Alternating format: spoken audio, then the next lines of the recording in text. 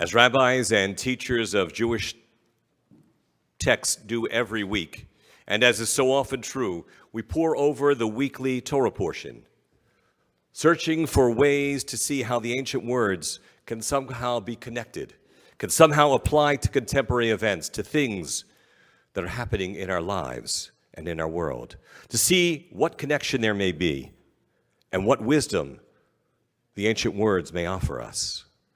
And this week is no exception. This week, Jews around the world read the words we just heard from Parashat Breshit, the story of the beginning of the world, the story of the creation of the world, a time of so much hope. It's the first reading we read after Simchat Torah, the holiday which celebrates the conclusion and the beginning and the continuation of the cycle, as once again we begin reading anew from the Torah. And so we read in the opening verses that the world was tohu vavohu. It's a dark, deep void. In other words, according to some translations, it was tohu vavohu, it was chaos. It was a world which lacked any order, and that's why God stepped in. And when we think about those words of chaos, I cannot help but think of the chaos of young people scrambling across open fields, looking to find shelter, not knowing where to run, running for their very lives. And then the next words in verse 2 tell us, V'choshech al pnei ha'ta'om. There was darkness, complete darkness, covering the face of the entire earth, of the deep. And we read these words, and I think it must only be referring to the darkness that covers our world, the darkness and the pale of sorrow, which covers all of us, the loss of over 1,300 of our brothers and sisters in Israel, of all those innocent lives. Darkness covered the face of the deep. And then another verse seems relevant. Towards the end of the parasha, we read, Vayar Adonai ki rabba ra'at ha'adam. Words our bar mitzvah read today. And God saw how much wickedness there was on the earth. V'chol yetze machshavot rak ra kol hayom. And that every thought and every intention of human beings, of man, was evil. Kol hayom, all day long. And reading these words, I cannot help but think of those monsters who spent 2 years planning and then executing the attack. The mass destruction committed this past week in Israel. And where were the voices crying out, saying this is wrong? And then the text tells us, after this, a little bit later, that God was sad. In fact, God was so sad by what he saw that God regretted that he even bothered to create life, to create human life. And we can imagine, as our ancient rabbis did, of God's disappointment, how mankind, human beings, have let God down, and maybe even God's anger, especially since murder had been carried out and committed in the name of God. Our classic sources portray God in times of sorrow as mourning with us, as sharing our pain and our sorrow. And in fact, by the way, if we jump ahead just a little bit to the opening words of next week's Torah portion, we read that the earth had become corrupt before God. The earth was filled with lawlessness. The earth was filled with lawlessness. And those of you who know the Hebrew text know that we cannot help but notice the Hebrew word for lawlessness described the depravity, the lack of civility, and the lack of humanity which caused God to send the flood in the time of Noah. The word for lawlessness is Hamas. How's that for relevance? There's so many applications, so many ways in which the Torah applies to what happened this past week and echoes the feelings and parallels our emotions. But I have to tell you, of all these passages, the one that I keep coming back to in this week's Torah portion is the one about the killing of Abel by his brother, Cain. The two children of Adam and Eve, Cain and Abel, are brothers, but they're unable to coexist, and one resorts to violence to kill the other. God clearly is displeased and wants to see if Cain will take responsibility for the act of murder. And so he asks Cain, Aye achicha Havel. Where is your brother Abel? As if he didn't know. As if there were so many people in the world that God didn't know what was happening. As if God didn't notice that suddenly half of humanity, half of the human race was gone. That a minute ago there were two sons of Adam, and now there is only one. And so when Cain responds to God's question, maybe saying snarkily, maybe saying with a certain tone, Hashomer et achi anochi? What, am I my brother's keeper? Words which have become famous for indifference and are meant to teach the hollowness of denying responsibility, the emptiness of not standing up and accepting responsibility. So how does God respond to those words? When Cain says, Hashomer achi anochi, am I my brother's keeper? God replies in words that perhaps may be a little less well-known, a little less famous, but which are no less important, and which today seem to me to be more haunting and relevant and applicable and pertinent than ever. God says, Ma'asita, what have you done? Ma'asita kol demei achicha tzoakim alai min ha'adama. God says, what have you done? Incredulous at the insensitivity, Cain's response, God says to him, what have you done? The voice of your brother's blood cries out to me from the earth itself. And that's the passage that I keep thinking about today and thinking about all this week and keep coming back to. What have you done? Your brother's blood cries out to me from the earth. How could you possibly think that this is acceptable? The blood-stained images that we've seen this week, the horrific photos of indescribable scenes that are unimaginable parallel the text, that the blood cries out. The Midrash notes that the word used for blood, dam, is in the plural. And this is unusual and unnecessary because dam means blood, and it should be in the singular. And so it offers at least two ways to understand this anomaly. One is that the reason why it's in plural and damei achicha is that it's referring to all the future generations that Cain has extinguished. It is not just Abel who has died, but the possibility of him having any offspring to come after him. And the second explanation is a bit more gruesome and graphic. Our sages suggest that the other way of understanding this verse and why it's in the plural is because blood has been splashed in so many directions. I apologize for the graphic image, but it's surely no worse than what you've seen on television and social media posts this week.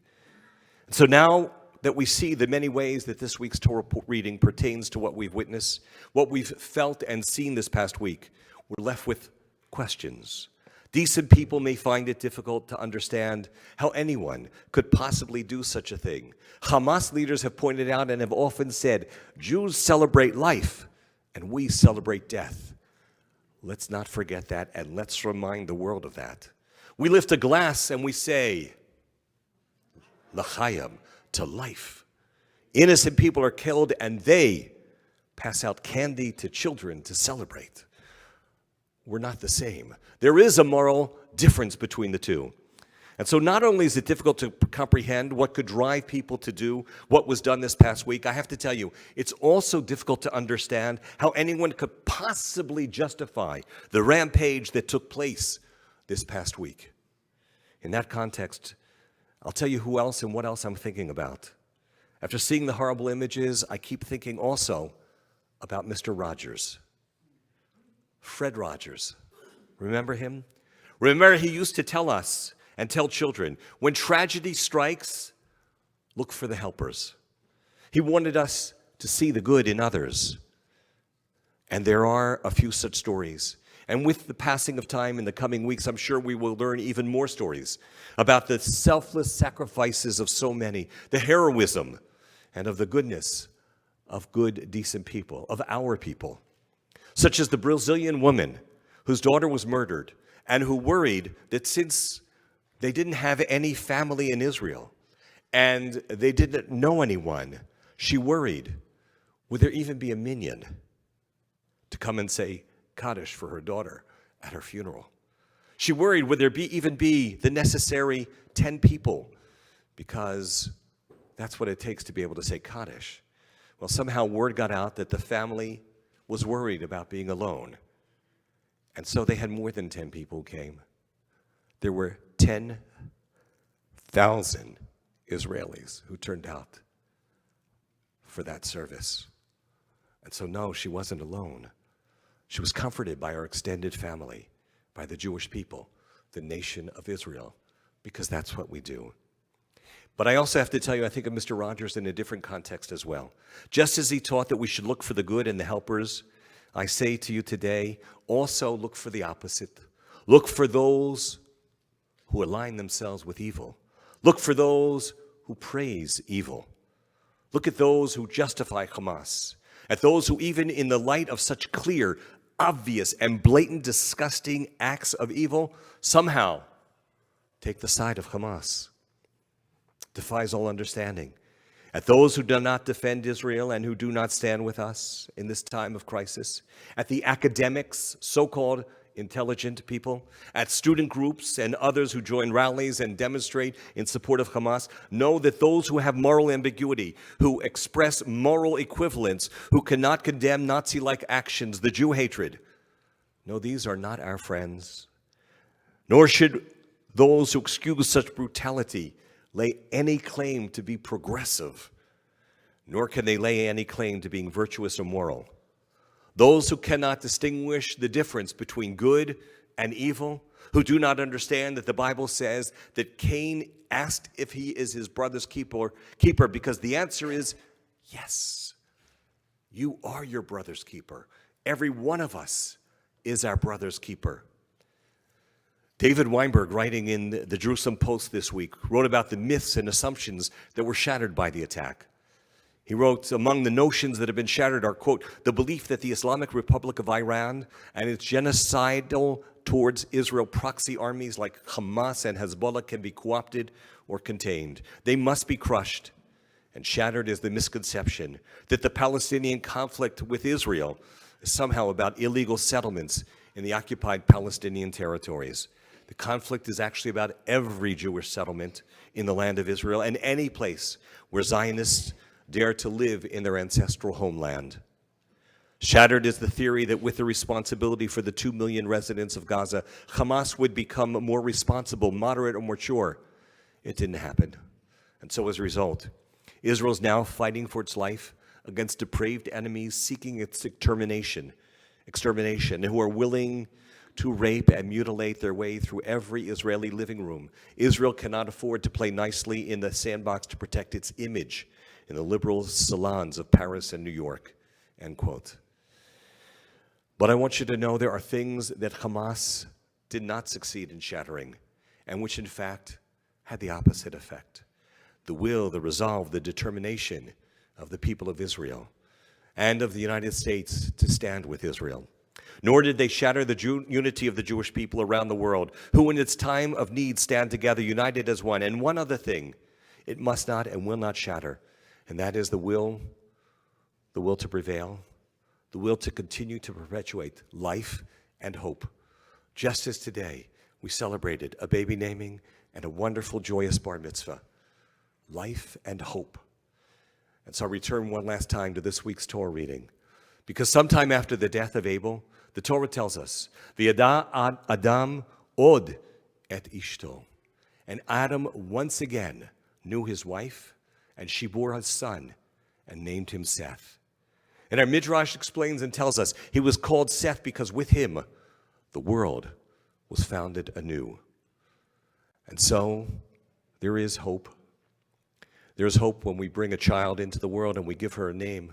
There's hope when a young man has a bar mitzvah. For going back to the opening description of creation, we found in the Torah, those opening passages, it says, Vayi erev vayi voker. First there was evening, and then there was day. First there was darkness, and then there was light. Vayi erev vayi voker. May we see light, may we see day, may we see the dawn of hope. And let us say, Amen.